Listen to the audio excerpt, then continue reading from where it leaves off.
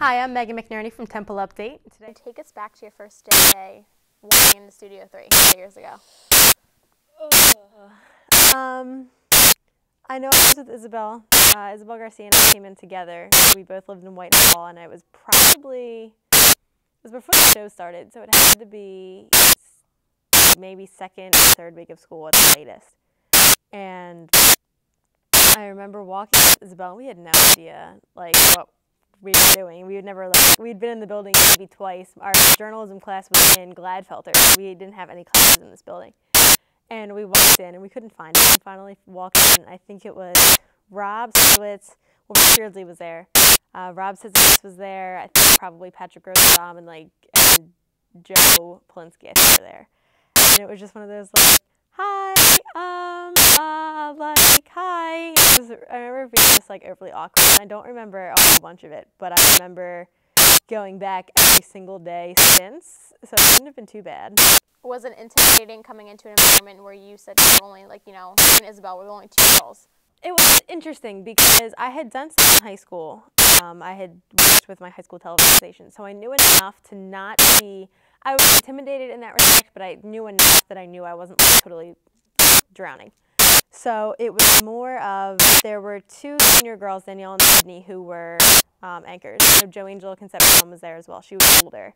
And I was terrified of her because she was older. And she was a senior and she was an anchor. She was 27 and that was scary. And then Ari and I were there and Christina Leone was there. And they already had their own thing going because they were all older. They were all juniors and seniors. There were really no sophomore girls, but all of the guys were really nice.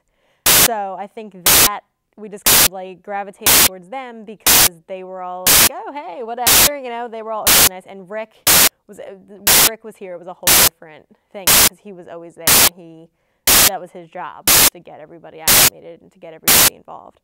So it was a lot different than it was now. What are you going to take away from Temple Update? What has it taught you?